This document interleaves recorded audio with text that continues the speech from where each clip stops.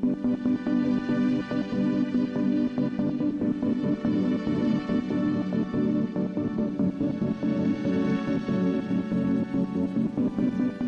días a todos, yo soy Erika Correa, soy investigadora del CONICET, ingeniera química, y conmigo van a hablar de un desastre natural, una de las consecuencias del cambio climático que nuestras ciudades deben estar preparadas para adaptarse y mitigar, como son las olas de calor. En el contexto del cambio climático, las ciudades son víctimas y son victimarias. Ya sabemos que la superficie terrestre en las ciudades representan el 0,25% de la superficie terrestre y son responsables de emitir aproximadamente el 85% de los gases de efecto invernadero. Es decir, que atender a la sustentabilidad y al desarrollo sustentable y eficiente de nuestras ciudades se considera un objetivo de altísimo impacto en la mitigación del cambio climático. Pero mientras toda la comunidad internacional se prepara y se viene preparando en las últimas décadas para combatir el cambio climático, nuestras ciudades deben responder con urgencia a las consecuencias de este cambio climático. Es evidente, en las últimas 2 décadas se ha incrementado un 151% las consecuencias en términos de pérdidas económicas y en muertes de las consecuencias de las crisis y los desastres naturales.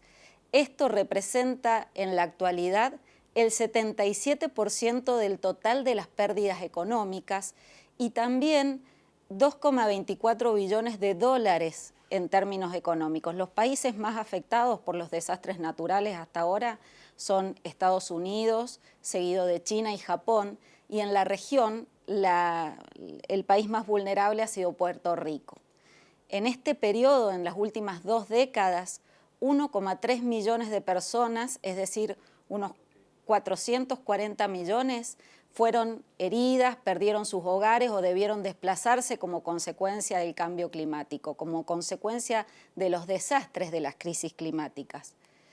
Vamos a hablar particularmente de las olas de calor. En el último informe del Panel Intergubernamental de Cambio Climático, es cierto que aún reduciendo a la mitad los niveles de emisiones que nosotros manejamos hasta el momento, probablemente las consecuencias sobre la temperatura global del planeta es 1,5 grados. En esa situación de calentamiento es de esperarse que los fenómenos climáticos relacionados con el calor extremo se quintupliquen y específicamente en la región. Si superamos los 2 grados Celsius, los episodios de calor extremo alcanzarán una frecuencia con umbrales de tolerancia críticos para nuestros sistemas de salud. Particularmente si ven en la cámara, ahí encuentran una imagen de la última ola de calor que nosotros registramos en el país. Fíjense que está fechada el 25 de octubre del 2021 con temperaturas en el centro del país que alcanzaron los 42 grados. ¿Y qué es una ola de calor? ¿De qué hablamos cuando hablamos de una ola de calor? Bueno, no existe un consenso internacional sobre la definición de qué es una ola de calor.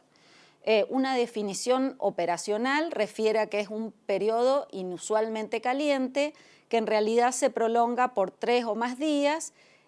por encima de umbrales establecidos. Ahora más adelante vamos a discutir un poquito más a qué nos referimos o cómo maneja la comunidad internacional estas definiciones de umbrales definidos. Por ejemplo, si ustedes miran la pantalla, van a ver ahí yo les represento la evolución de los fenómenos de la isla de calor en Santiago y Curicó, que son 2 localidades que se encuentran aproximadamente en la región centro de Chile y que están a 200 kilómetros de distancias. Ustedes observen cómo esa serie temporal está analizada desde el año 1961 al 2017 y cómo se ve ahí que la frecuencia e intensidad de los fenómenos de isla de calor en la región se han ido intensificando específicamente en estas últimas 2 décadas. Es claro los efectos y las consecuencias del cambio climático, pero además hay algo muy evidente y también preocupante para los que tenemos que trabajar en gestión de la energía, en gestión de los recursos de las ciudades.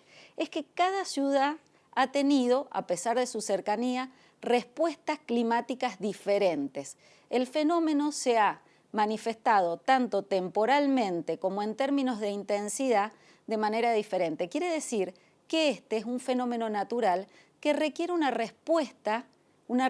local. Es decir, que cada ciudad, cada situación en función de su condición climática debe analizar cuáles son las estrategias óptimas para el manejo de esta situación de desastre natural. Por ejemplo, recién hablábamos de cuáles son los umbrales. Por ejemplo, en España la Agencia Meteorológica considera que está sufriendo un episodio de isla de calor cuando por lo menos durante 3 días el 10% de las estaciones homologadas de su país, las temperaturas máximas superan el 95% del percentil 95, es decir, se encuentran por encima del 5% de las temperaturas más calientes de la serie de temperaturas registradas durante los últimos 30 años. Los Países Bajos, por ejemplo, toman otra definición, toman 5 días de duración y toman una ciudad, la ciudad de De Vliet, como ciudad patrón, y entonces dicen, bueno, cuando las temperaturas exceden los 25 grados en la ciudad de De Vliet, nosotros consideramos que esto es y se mantienen durante más de 3 días, consideramos que esto es una isla de calor. En la Argentina, ¿cuál es la posición que ha tomado nuestro sistema meteorológico nacional? La Argentina considera que hay un fenómeno de ola de calor cuando durante 72 horas se mantienen temperaturas tanto máximas como mínimas por encima del percentil 90, es decir, las temperaturas registradas están en el 10% de las temperaturas más calientes, tanto máximas como mínimas, de las registradas durante las últimas 2 décadas. ¿Cuál es la vinculación entre este desastre natural, que son las olas de calor o los calores extremos, y el desempeño de los seres humanos y nuestra condición de habitabilidad en las ciudades? Bueno, los seres humanos están estrechamente vinculados al medio ambiente a través de su balance de calor, que es un regulador de su condición metabólica, que define su habilidad para definir tareas, para sentirse en confort, que define también su estado anímico, su condición de salud. Las condiciones extremas, de calor extremo, pueden dañar sobre todo a las personas que ya tienen comorbilidad, es decir, enfermedades preexistentes, y también a aquellos grupos etarios que tienen problemas para mejorar su capacidad de aclimatación, porque en realidad el fenómeno de aclimatación es un proceso de trascendencia temporal en donde las personas que habitan un determinado clima se van adaptando a ese clima. Bueno, cuando las condiciones de calor extremo cambian radicalmente esas condiciones, hay personas cuyo metabolismo tiene una tendencia a adaptarse de modo más lento y este grupo se ve especialmente vulnerado por esta condición. También se espera que estas situaciones, como charlamos, como consecuencia del cambio climático, se vean exacerbadas y se manifiesten cada vez con mayor frecuencia. Por lo tanto, estas situaciones de readaptación demandan más el sistema metabólico de las personas. Además, es clave identificar estrategias de adaptación para reducir la vulnerabilidad de estos sectores de la población que son más propensos a sufrir los efectos de las olas de calor, como son, vamos a hablar más adelante, como son los grupos etarios de menor edad, los mayores de 65 años, las personas con problemas respiratorios o cardíacos, las personas con problemas renales. Para esto es necesario urgentemente desarrollar sistemas de alerta sanitaria que además estén vinculados con los gobiernos locales para ajustar medidas de intervención.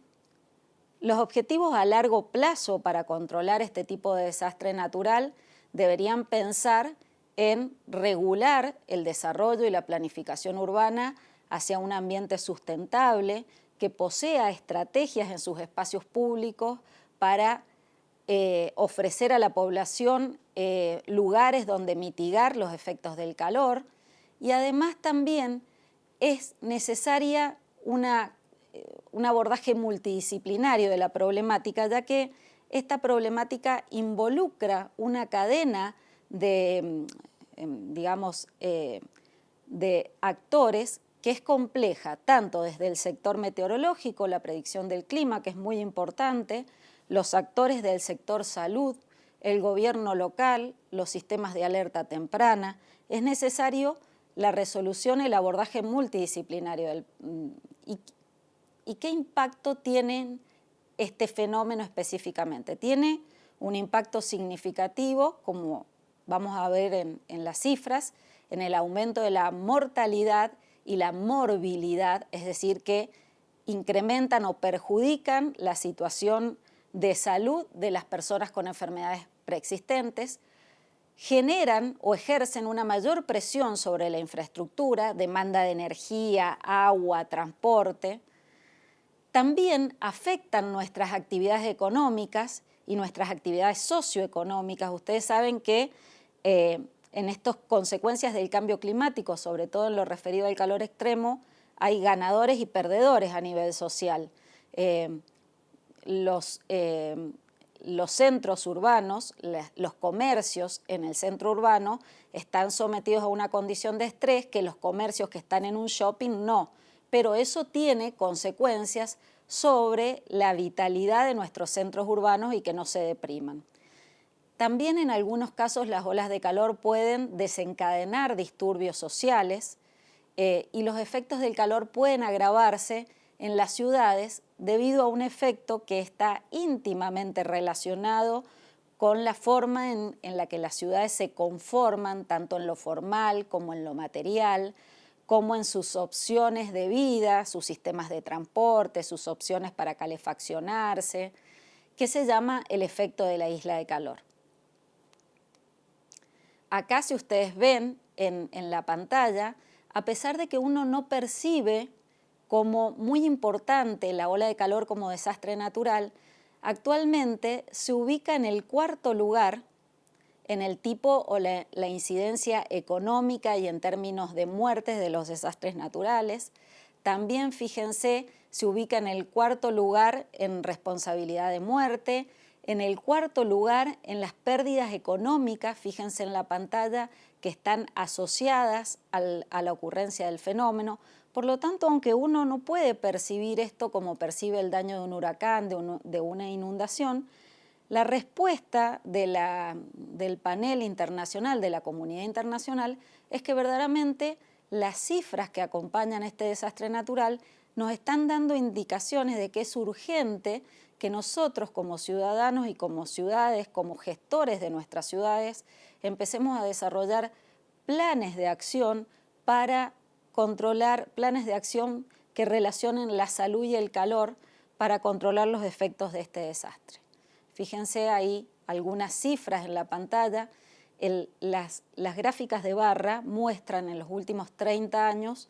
los promedios y el promedio de muertes en 2017 en azul, el promedio de los últimos 10 años en naranja y el promedio de los últimos 30 años en gris, de los desastres naturales que ha sufrido Estados Unidos entre el 88 y el 2017, si ustedes se fijan, está resaltado en un círculo que el calor ha sido el desastre natural que ha conllevado en los Estados Unidos mayor número de muertes. Entonces, aunque no parezca, es como una consecuencia del cambio climático, un enemigo silencioso. Ahí tienen también en la pantalla, pueden observar en Latinoamérica algunos de los efectos de los últimos episodios importantes de Isla de Calor. Fíjense cómo del 2010, esto que hablábamos de las últimas 2 décadas,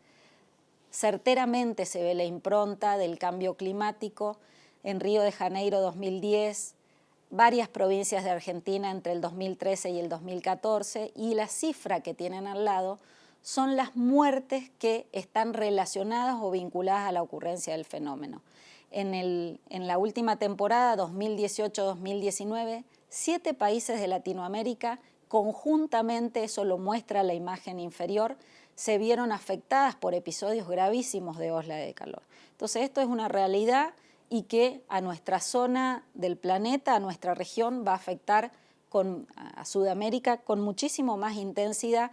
y los pronósticos no son beneficiosos, sino todo lo contrario. También, esto hablábamos recién, si ustedes se fijan pueden ver en la pantalla que además, esto que habíamos dicho comparando Curicó y Santiago, no solo que el fenómeno se manifiesta con distinta frecuencia e intensidad en zonas de la región que están muy cercanas, sino que afecta de manera diferente a las distintas condiciones etarias de la población. Por ejemplo, se observa que las mujeres son mucho más vulnerables que los varones, que los menores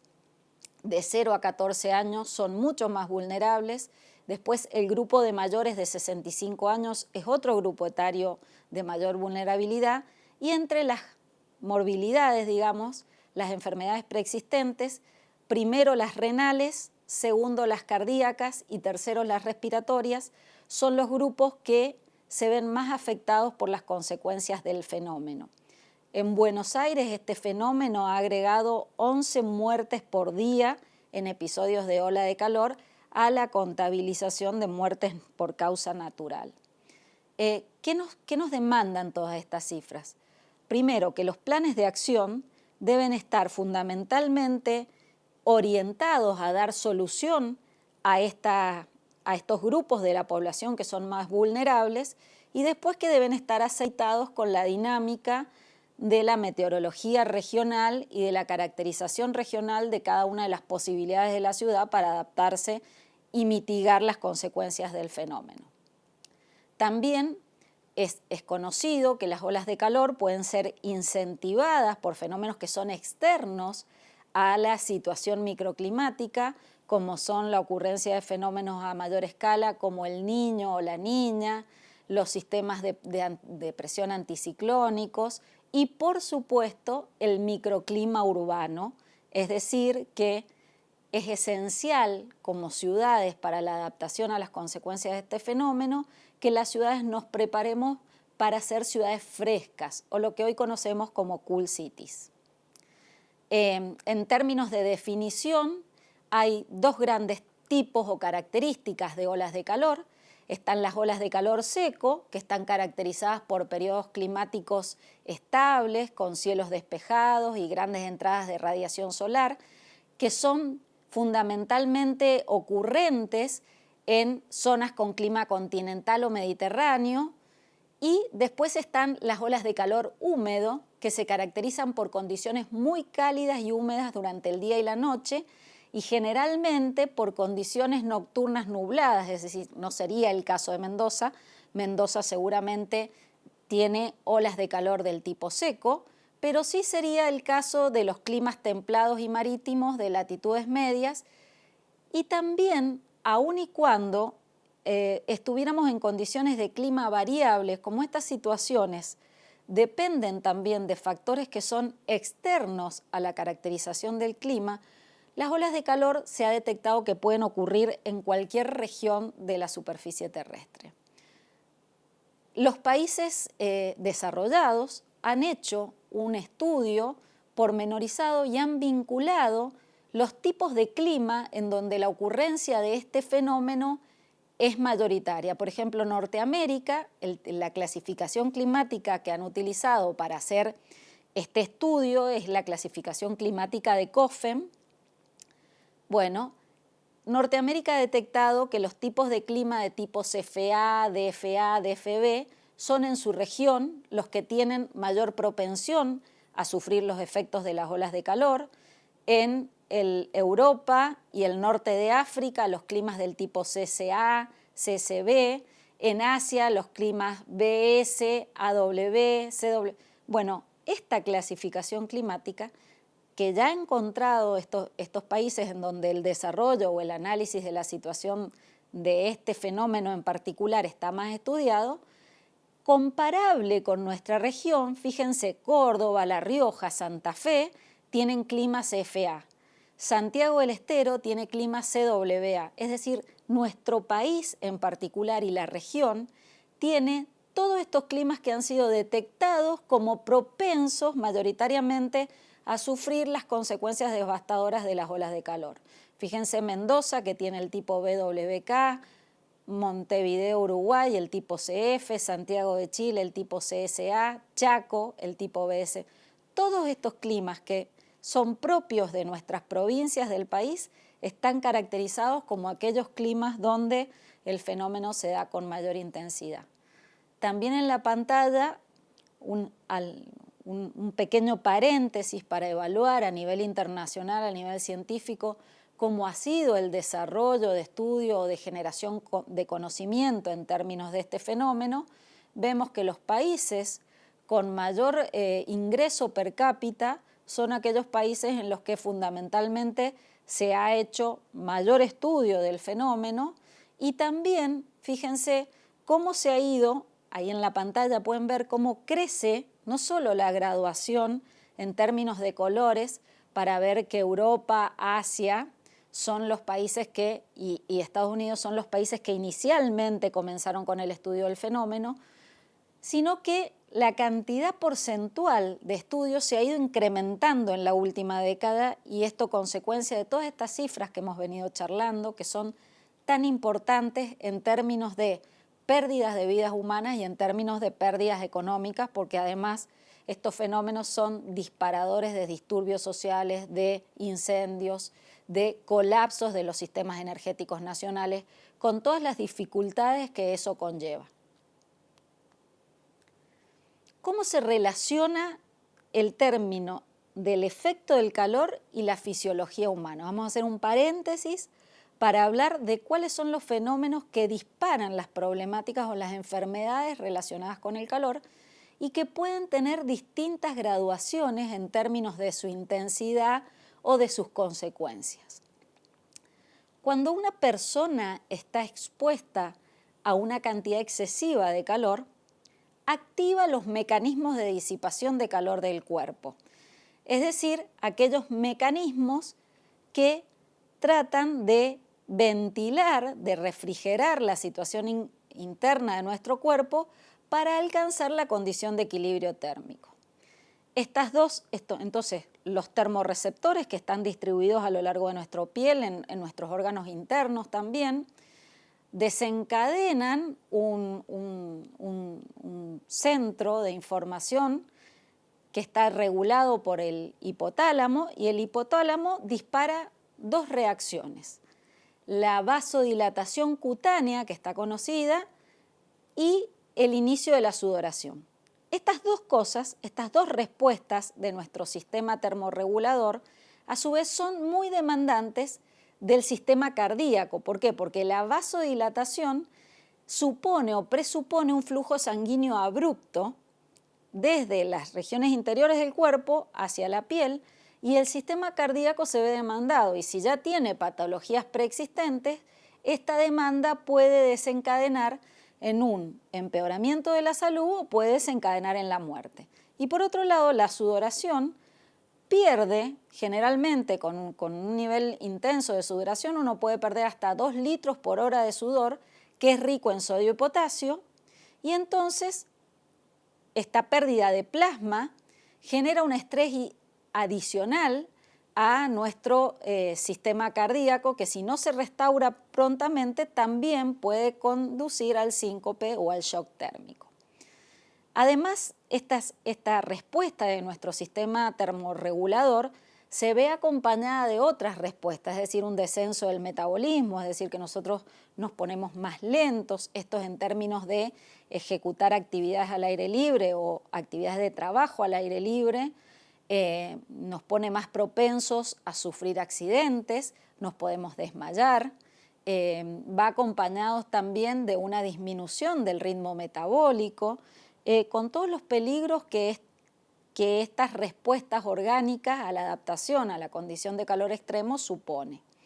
Ahí en la pantalla yo les he señalado concretamente algunas situaciones naturales que pueden exacerbar nuestra predisposición a sufrir enfermedades consecuencias del calor extremo. Por ejemplo, esto que veníamos hablando de factores que afectan tener enfermedades psiquiátricas, nos predispone, tener enfermedades renales, tener enfermedades del corazón, ciertas medicaciones nos predisponen, algunos factores que alteran nuestra capacidad de sudoración también nos predispone a sufrir enfermedades de tipo vinculadas al calor, En esta escala, la comunidad internacional, la Organización para la Salud y la Organización Mundial de la Salud trabaja con distintos niveles de afectación del calor extremo sobre la salud humana. El primer nivel sería lo que llama como calambres por calor, tiene una serie de síntomas que pueden ser perceptibles, por ejemplo el cansancio, la sudoración, la taquicardia. Después, a un nivel de calor superior o sostenido, uno empieza a experimentar lo que sería cansancio por calor, que puede desencadenar en confusión, puede desencadenar en desmayo, finalmente hasta llegar al golpe de calor, que nos puede desencadenar en la muerte y que va sumando todos los episodios o los síntomas de las enfermedades anteriores y verdaderamente desencadena en una situación que puede llegar a ser crítica. Un factor importante que los sistemas de alerta temprana y los sistemas de salud deben trabajar es lo que se llama el gráfico o la carta de índice térmico o índice por calor, que de alguna manera, si ustedes lo ven en la pantalla, define qué combinaciones de temperatura y humedad disparan qué daños o qué situaciones de calor o de vulnerabilidad al calor. Fíjense que entre temperaturas de 26 y 32 grados, con humedades que no superan los 80 grados, podemos tener una condición de precaución respecto a las enfermedades relacionadas por calor, pero que en el último de los códigos, en el calor extremo, son temperaturas por encima de los 54 grados y se disparan a cualquier combinación de humedad. Sin embargo, fíjense también que entre variables de temperatura de 32 y 40 grados Celsius, con humedades por encima del 60%, ya estamos en condiciones de sufrir efectos graves por acción del calor. Si ustedes analizan esa condición, nosotros que vivimos en Mendoza, es común para los mendocinos tener temperaturas por encima de los 32 grados Celsius y humedades cercanas al 60% en las últimas décadas en los veranos. Es decir, que esta es una región que está especialmente sometida o vulnerable al efecto de la ola de calor y que por lo tanto requiere de planes de acción concretos porque las consecuencias sobre su población debido a su caracterización climática van a ser muy importantes. En la dimensión de salud pública asociada a las olas de calor, uno puede intervenir en distintos aspectos a nivel comunidad o a nivel individuo. A nivel individuo, uno debería evaluar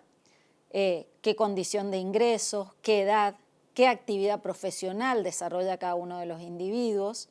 cuál es su estado de salud, cuál es su condición de hábitat, es decir, en qué tipo de casa vive y qué estrategias o elementos tiene para proveerse de refrigeración. Pero a nivel comunidad, además, debe evaluar otros factores como es el diseño urbano, qué capacidades tiene el sistema de salud local para dar respuesta a estos fenómenos, qué condiciones ofrece el espacio público para atenuar las temperaturas urbanas, también evaluar si hemos diseñado una red de espacios públicos con una distribución inteligente destinada a ser de asilo climático frente a estos desastres naturales, es decir, si tenemos la suficiente cantidad de espacios de sombra, de espacios verdes, de piletas de natación públicas donde la gente pueda ir y darse un baño, si en nuestra sociedad hemos ido articulando esa red de estrategias de mitigación del fenómeno. También ahí yo les muestro sobre la pantalla algunos planes de difusión pública de cómo manejar los fenómenos de la isla de calor o del golpe de calor. Los impactos negativos sobre la salud, fortalecer las capacidades del sector salud mediante el desarrollo de planes de acción, prevenir y reducir las enfermedades y las muertes relacionadas con el golpe de calor, Fortalecer las capacidades de los servicios meteorológicos. Es muy importante poder tener una red de distribución no solo que mida, como tenemos ahora el servicio meteorológico local, mide en situación de mesoclima, es decir, nuestra red de estaciones meteorológicas está en general afuera de las ciudades. Por lo tanto, recién estamos haciendo nuestros primeros pasos en hacer redes meteorológicas urbanas, es decir, una red de censo o de monitoreo del clima que no esté mirando lo que pasa afuera de la ciudad, sino lo que pasa adentro de la ciudad. Como sociedad y como su impronta del fenómeno se ha vuelto una amenaza significativa para el medio ambiente y la sociedad, los principios de la evaluación de riesgo y de la gestión están aplicando cada vez más a una serie importante de riesgos climáticos como este que estamos discutiendo ahora, que es la ola de calor. La forma inicial de empezar a trabajar sobre la gestión de este fenómeno es trabajar con sistemas de alerta temprana. En varios países se han desarrollado sistemas de alerta sanitarias cuyo propósito general es abastecer de información a planes de acción de salud y calor, que son los que deben articular con los gobiernos locales, con los sistemas de salud, con los sistemas meteorológicos, el plan de acción y los mecanismos a seguir para la adaptación y la mitigación a este desastre natural. Bueno, la información que manejan los sistemas de alerta temprana en realidad se utilizan para ofrecer información a la población sobre cuál es la situación climática específica a fin de que la población pueda tomar los recaudos necesarios. Pero sin duda alguna, solamente trabajar con sistemas de alerta temprana es una solución cuyos resultados son difíciles de medir, porque verdaderamente cuánta cantidad de la población va a ir con frecuencia a mirar el Servicio Meteorológico Nacional o la página de Sistema de Alerta Temprana para ver cuál es la condición. Entonces, este sistema de alerta temprano, si bien está a disponibilidad de la población, debe estar articulado con los sistemas de salud, debe estar articulado con los medios de comunicación, debe estar articulado con las personas de los grupos etarios de riesgo para que esta información les llegue de manera automática, de manera inmediata, que no tengan que ir al servicio meteorológico a mirarla. ¿Cuáles son las características de estos sistemas de alerta temprana? Primero, tienen un pronóstico meteorológico. Después, han desarrollado un método para evaluar o predecir cuál es la predicción futura del comportamiento climático en las ciudades. Después, estos sistemas de alertas también tienen que trabajar sobre la determinación de los umbrales, como hablábamos al principio, que es un umbral, es la línea o el rango de temperaturas por encima de la cual yo estaría definiendo que está teniendo ocurrencia un episodio de ola de calor. Y después tienen que trabajar sobre un sistema de alertas o de acciones graduadas para comunicar a la población en general o a los grupos objetivos, estos grupos etarios que son vulnerables, sobre un periodo de eminente calor. En Argentina, nosotros tenemos un sistema desde el año 2017, entre el 2017 y el 2018 se articuló el sistema de alerta temprana por olas de calor y salud, que se conoce como el SAT-OCS. Ahí yo en la pantalla pueden ver el vínculo, si ustedes entran al sistema meteorológico, tienen un vínculo que trabaja y se encuentra activo fundamentalmente desde el 1 de octubre hasta el 1 de marzo de cada año y que se actualiza a las 19 horas, donde está la condición de nuestro país en términos de 4 rangos de clasificación de riesgo. Como hablamos previamente, estos sistemas de alerta han trabajado sobre la información climática desde 1961 hasta 2010, determinando cuáles son los umbrales para 57 localidades del país. No están incluidas las ciudades que forman parte de la zona patagónica de nuestro país, ni tampoco aquellas localidades que están por arriba de los 1.500 metros sobre el nivel del mar, porque la naturaleza propia de estas localidades es que son frescas. Sin embargo, para el resto se ha diseñado, a partir del análisis de esta serie temporal del 1961 al 2010, un sistema de alertas basada fundamentalmente en el análisis del percentil 90, es decir, cuando las temperaturas registradas superan el 10% de las temperaturas más altas evaluadas en este espacio temporal, es decir, de 1961 a 2010. Y además, este sistema de alerta, en la determinación de los umbrales, se ha cruzado, se ha complementado con otro sistema de alertas que disparan o cambian de rango la situación de alerta, considerando y analizando cuál es la situación del percentil 95, es decir, si estas temperaturas ya están por encima del 5% de las temperaturas mayores de este periodo evaluado. También otra de las consideraciones es si hay algún factor externo que dispare las consecuencias de la isla de calor, por ejemplo, tener un corte de luz, por ejemplo, que haya deficiencia hídrica, que haya estrés por algún tipo de otro desastre natural que esté ocurriendo. Entonces, el complemento de la temperatura que supera el percentil 90 con alguno de estos factores externos y además la persistencia del fenómeno son las que de alguna manera en el tratamiento de nuestro sistema meteorológico, el sistema de alerta temprana de la Argentina, disparan el cambio de rango.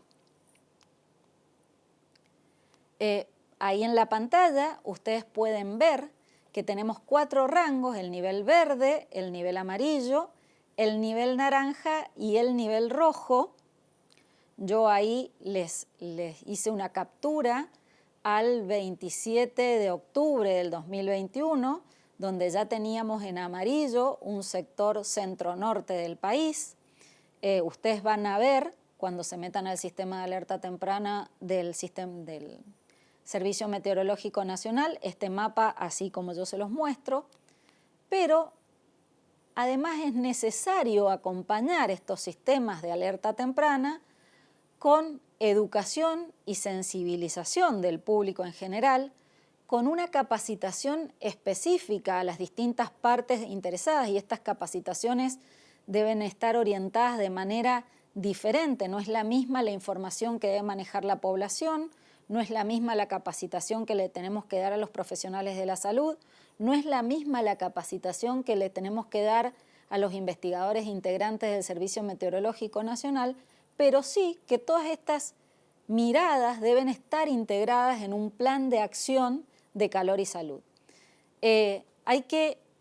establecer una orientación específica para reducir los niveles personales de riesgo de calor, informar a la población de cuáles son las estrategias: tomar agua, mantenerse a la sombra, no hacer ejercicio en lugares abiertos. Hay que ejercer una gobernanza del riesgo de calor y una responsabilidad en la implementación de una variedad de estrategias y el mantenimiento de una infraestructura física y blanda. Por ejemplo, cuál es la infraestructura domiciliaria que la población tiene disponible para proveerse de acondicionamiento o refrigeración, pero también a nivel población tener estrategias comunes. Esto que les decía, el diseño de la red de espacios verdes, el diseño de espacios de sombra cada tantos metros del espacio público, que estén a disponibilidad comunitaria. Bueno, y también es necesario implementar un sistema de vigilancia de salud en tiempo real. De alguna manera, la conexión entre la estadística y el pronóstico que el Servicio Meteorológico haga de la ocurrencia de este fenómeno y su vinculación con los números o la estadística del sector salud son fundamentales por 2 cosas. Primero, para prever cuáles son las consecuencias para tener un sistema que esté adaptado y capacitado para dar respuesta al desastre natural o a la ocurrencia del desastre natural. Pero segundo, para tener números sobre los cuales evaluar los resultados de la implementación de estos planes de acción, dentro de los cuales los sistemas de alerta sanitaria son una pequeña parte. Articular estas cosas son de suma importancia para tener aceitados los procesos de adaptación en las ciudades a este fenómeno. También a largo plazo,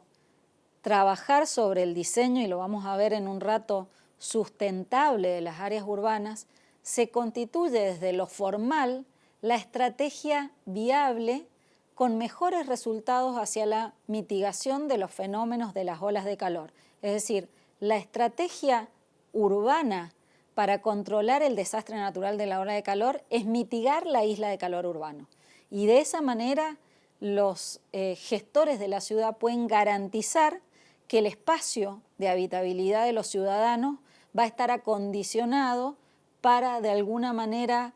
amortiguar los efectos de este desastre natural que, según el último informe del cambio climático, va a ser cada vez más frecuente en nuestra región. Y después también tiene que haber un sistema de seguimiento y evaluación de la eficacia de estas intervenciones. Ahí en la pantalla pueden ver que hay gran cantidad de comunidad internacional trabajando y dando marco a estos planes de acción contra o para la adaptación a esta crisis climática, entre las cuales la ola de calor de las que estamos charlando es uno de los fenómenos que está tomando protagonismo. La Agenda 2030, el marco de acción de Sendai, el marco operacional de la Organización Mundial de la Salud sobre Cambio Climático y Salud, la Oficina de las Naciones Unidas para la Reducción del Riesgo de los Desastres. Todas estas comunidades internacionales hoy están trabajando en marcos y planes de acción para el control y la mitigación de las consecuencias de este desastre natural, para la adaptación de nuestras ciudades, y es necesario que los gestores, los actores y los gobernantes en los municipios tomen contacto, conozcan estos planes de acción y traten de implementarlos a nivel local. ¿Qué es lo que tiene que tener un plan de acción como fundamental para constituir una respuesta eficaz? Bueno, como pueden ver en la pantalla, hay 6 aspectos fundamentales, cada uno tiene un objetivo diferente: estar articulado con el sistema meteorológico, hacer un manejo de casos en establecimientos de salud y en redes prehospitalarias. También es necesario, esto que venimos haciendo hincapié, elaborar planes de acción que sean preparativos, que tengan respuesta y tengan coordinación, que esté presente la información y la comunicación social, es decir, que la alerta no se quede solo en la página del Servicio Meteorológico Nacional, que hayan sistemas de detección y vigilancia epidemiológica de los efectos en la salud. Un problema importante en el manejo de las consecuencias de este fenómeno es que el sector salud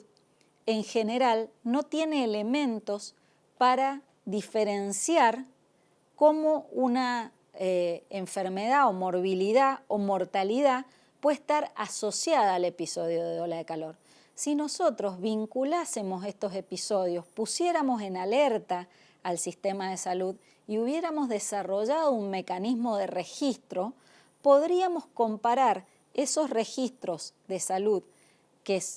se suceden en los episodios de ola de calor con aquellos que se suceden en los que no están y sacar estadísticas para evaluar verdaderamente cuál es la realidad sanitaria y la respuesta en términos de vulnerabilidad de la población de cada sector. Eso es una información sumamente importante, primero para la etapa de diagnóstico, para ver cuál es la condición de vulnerabilidad de nuestra población. Segundo, también para ver cuál es la capacidad de respuesta de nuestro sistema sanitario. Y tercero, para una vez ejecutado o diseñado un plan de acción, poder evaluar en el tiempo si ese plan de acción tiene una respuesta positiva si ese plan de acción mejoró la condición sanitaria inicial, mejoró la capacidad de respuesta de nuestro sistema local. Es también muy importante esto que hablábamos recién, la participación de las autoridades locales, porque es sumamente importante que las personas que están en la gestión y en la organización y en la planificación del crecimiento de las ciudades estén al tanto de estos fenómenos y estén al tanto de cuáles son las estrategias que actualmente se están viabilizando para su mecanismo de adaptación y control. Bueno, ¿qué tiene que tener un plan de acción? Bueno, el objetivo fundamental del plan de acción es contar con un plan de contingencia del sector salud multiamenaza, es decir, no solo para la ola de calor, sino que la debe contener. Para ello es necesario hacer una evaluación de riesgo, una evaluación estratégica del riesgo intersectorial, establecer una serie de procedimientos, es decir, que no sea espontánea la respuesta del sistema de salud, sino que esté homologada de alguna manera, protocolizar cómo debe proceder el sistema de salud frente a estos casos que se suceden a una ola de calor, cómo los debe registrar, cómo los debe comunicar, integrar los sistemas de vigilancia meteorológica, esto que decíamos, no solo que dependa de la red del Sistema Meteorológico Nacional, sino incrementar las estaciones meteorológicas urbanas de monitoreo urbano y además conectar estas estaciones de monitoreo con los sistemas de salud. Desarrollar planes locales, esto es muy importante, no podemos copiar planes de ningún sector porque el fenómeno, si bien es un fenómeno meteorológico, consecuencia del cambio climático, tiene consecuencias, respuestas y comportamientos que están estrictamente asociados a las características geográficas de implantación, climáticas, morfológicas y tecnológicas de los distintos sectores en los que desarrolla. También es muy importante identificar mecanismos de apoyo a la planificación y detectar asignación de recursos para esto. Y después, toda la parte de la transferencia de experiencias y los conocimientos sobre medidas exitosas a fin de aceitar los procedimientos en términos comunitarios. La detección y la vigilancia epidemiológica, esto que hablábamos que era necesario protocolizar en los hospitales estos sistemas de alerta, requiere conocer el riesgo, determinar los posibles escenarios, revisar las definiciones de las enfermedades asociadas al calor, revisar, ahí dice en la pantalla pueden ver en la CIE 10 y en la CIE 11, que son los catálogos de enfermedades que establece la Organización Mundial de la Salud, cuáles son las enfermedades vinculadas al calor y cuáles son aquellos medicamentos, cuáles son aquellas condiciones preexistentes que pueden verse más vulnerables o complicadas por esta situación. Desarrollar mecanismos de notificación de cuáles han sido las mortalidades y las morbilidades, es decir, cómo se incrementaron ciertas cantidades de enfermedades consecuencia de la ola de calor, cómo se incrementó la cantidad de muerte, extender el mecanismo de vigilancia o seguimiento a los pacientes terminado el episodio de ola de calor y asegurar la calidad del dato. Esto es muy importante en la gestión de este tipo de fenómenos. Sin duda, los países latinoamericanos en los sistemas de gestión, de recopilación de la información son los pasos más grandes o aquellos procesos en los que tenemos los baches más agudos para aceitar nuestros sistemas de gestión. Es muy importante en el manejo de los casos en los establecimientos de salud. Esto es lo que hablábamos más adelante, nuestros sistemas de salud deben estar y nuestros profesionales de la salud deben estar específicamente capacitados en relación a las consecuencias de este fenómeno,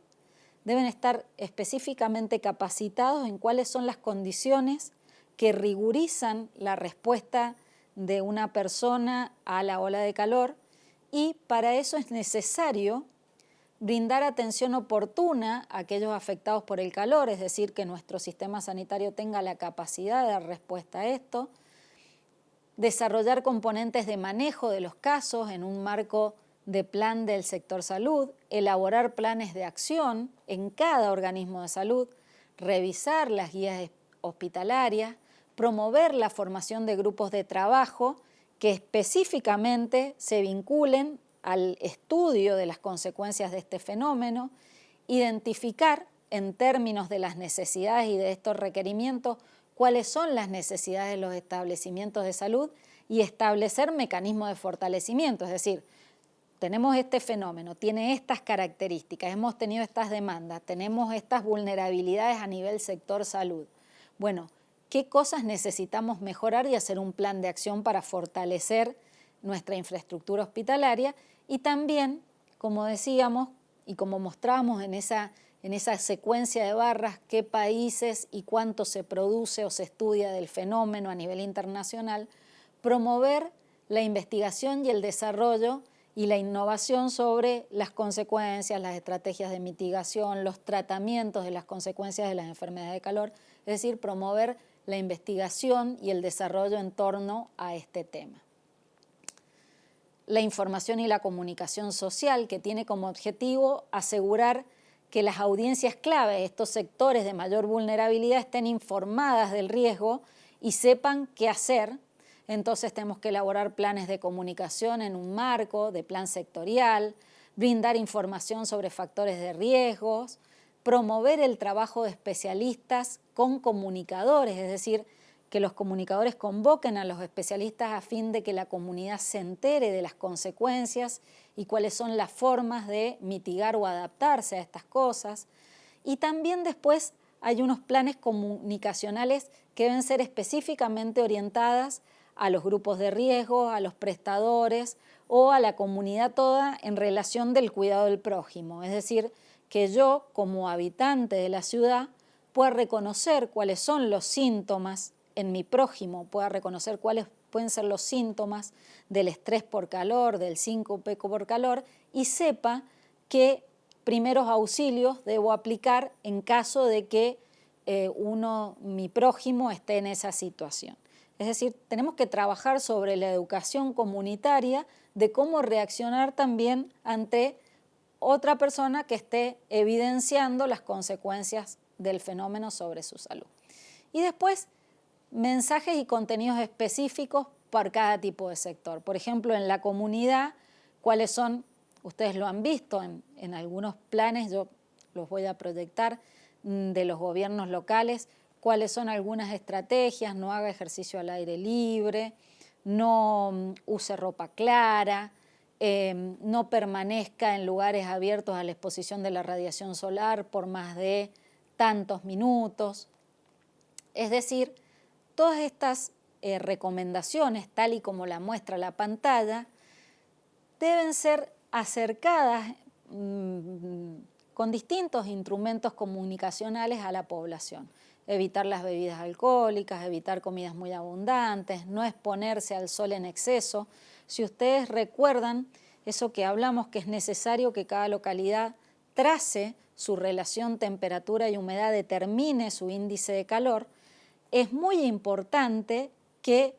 cada uno sepa que cada vez que se expone más de 20 minutos a una radiación solar intensa, ese índice se estira 10 grados por encima. Es decir, que al índice de la temperatura ambiente más la combinación con la humedad, que ya puede ser restrictivo, nuestra exposición a la radiación solar lo incrementa como si estuviéramos 10 grados más arriba. Entonces, son todas estrategias que debemos tener en cuenta a nivel individual y a nivel comunitario. Es decir, que a nivel comunitario, como gestores de las ciudades, debemos pensar permanentemente en el suministro de sombra. Tiene que haber a lo largo de los espacios públicos de la ciudad una gran cantidad de sistemas de provisión de sombra, porque es un gran atenuador de los efectos del calor.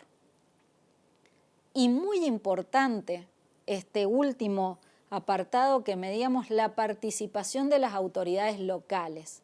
¿Por qué es importante? Y porque las autoridades locales son las que tienen el poder de implementar las medidas públicas, suspender en el caso de alertas naranja y rojo, las actividades al aire libre, la prohibición del corte de servicio de agua y energía por falta de pago mientras dure el episodio de ola de calor, porque esto restringe al máximo las consecuencias, el establecimiento, como hablábamos, de centros de enfriamiento públicos con aire acondicionado, distribución de agua y traslado de población vulnerable a centros de enfriamiento o albergues en situaciones en que esté ocurriendo el fenómeno, y también el monitoreo de zonas con fenómenos de isla de calor en las que habita la población vulnerable. En eso los investigadores estamos trabajando actualmente en mapear las distintas zonas de la ciudad y sus estresadores térmicos para que los gestores locales dispongan de información sobre cuáles son las zonas de la ciudad más vulnerables a las consecuencias de este fenómeno. Como conclusión final de esta primera parte, en donde todavía no estamos hablando de las estrategias de mitigación, los sistemas de alerta temprana ofrecen posibilidades de colaboración entre las agencias meteorológicas y las autoridades sanitarias. Sin embargo, es muy poco probable que el simple hecho de emitir una alerta modifique sustancialmente las muertes como consecuencia del calor. Es necesario entonces trazar un plan de acción que tenga un acercamiento comunitario a los grupos vulnerables, se debe evaluar el impacto de tales planes de acción. También es un desafío para los gestores del hábitat, en esta diplomatura que se llama Gestión para el Cambio Climático, reducir especialmente las situaciones de estrés térmico. En esto es importante que nuestros ambientes exteriores e interiores estén correctamente acondicionados y además con estrategias superadoras de la situación actual, en donde ustedes saben que esta crisis climática de la cual las olas de calor son consecuencias, son producto del cambio climático. Nuestras estrategias de enfriamiento, que usan el aire acondicionado, emiten a la atmósfera enormes cantidades de dióxido de carbono, monóxido de carbono, gases de efecto invernadero, que incrementan la situación de cambio climático, que a su vez va a incrementar. Entonces tenemos que tratar de salir de esa espiral destructivo y tratar de pensar en sistemas pasivos, en sistemas sustentables de aclimatación para verdaderamente sobreponernos a estas consecuencias del cambio climático. Y otra cosa muy importante y que hace mucha falta en el sector científico y en el sector tecnológico es que los profesionales del hábitat se crucen con los profesionales de la salud para evaluar diseños de hábitat sustentables y sanitariamente eficientes, sustentables no solo en términos energéticos, sino en términos de hábitat saludable. Les he compilado acá en la pantalla una serie de estrategias que se vienen desarrollando con efecto de controlar el calor extremo. Fíjense que la estrategia número 1 es plantar árboles, el enverdecimiento de las comunidades. Fíjense que los techos verdes y las paredes verdes son otra estrategia. El hacer ciudades más claras, ciudades que absorban menos cantidad de calor. Trabajar sobre las condiciones de la calidad del aire, la biodiversidad. Acuérdense que la contaminación de alguna manera es un microefecto invernadero que acentúa las condiciones de la radiación en los ámbitos urbanos, pero sobre todo, fíjense que es muy llamativo que tiene a estas estrategias que son tecnológicas, la eficiencia energética de los edificios, están sumadas otras estrategias como el compromiso comunitario, el trabajo sobre los sistemas de mapeo, es decir, estos planes de mitigación requieren naturalmente integrar los aspectos comunitarios, los sociales y los tecnológicos, digamos, para un resultado eficiente. Fíjense también que hay distintas estrategias que se promueven para solucionar en el corto, en el mediano y en el largo plazo las consecuencias de las olas de calor a nivel de acondicionamiento de las ciudades. Las estrategias a corto plazo tienen que ver con la condición de refrescamiento inmediato. Estas estrategias tienen la consecuencia, si bien son baratas, porque es posibilitar que la comunidad pueda acceder a equipos de refrescamiento o refrigeración a un menor costo, sobre todo aquellos que tengan una mejor calificación energética, pero sin embargo todos estos procedimientos incentivan de alguna manera la emisión de gases de efecto invernadero y en el largo plazo son contraproducentes. En el mediano plazo, algunas estrategias eficientes que se promueven son trabajar con materiales claros, las superficies exteriores, aumentar la cantidad de sombra de los espacios públicos y en el largo plazo está toda la redefinición del espacio urbano en términos de aportes metabólicos, es decir, el control del tránsito vehicular, el control y el diseño de los sistemas verdes urbanos como espacios interconectados, el diseño y la forma de la trama urbana que tiene mucho que ver con las capacidades de enfriamiento o refrescamiento de la ciudad. Entonces, un plan de acción debe tener necesariamente involucrados todos estos sistemas en el corto, en el mediano y en el largo plazo, pero siempre sabiendo que los objetivos perdurables, los que verdaderamente cambian el escenario, son los que tenemos que implementar en el largo plazo. Y a eso es como que es una demanda urgente hacia los que los gestores hoy deben empezar a transitar. Bueno, así termina la primera parte de este video en la que hemos charlado sobre cuál es la característica del fenómeno de ola de calor y hemos discutido algunos planes de acción, mecanismos, cómo se relaciona el fenómeno con las consecuencias sobre la salud y cuáles son las estrategias para controlar a nivel público o gestionar la adaptación a este desastre natural. Los invito a ver este video y también los invito a ver la segunda parte donde vamos a trabajar de manera específica sobre qué características nosotros podemos trabajar sobre nuestras ciudades para mitigar el fenómeno de la ola de calor.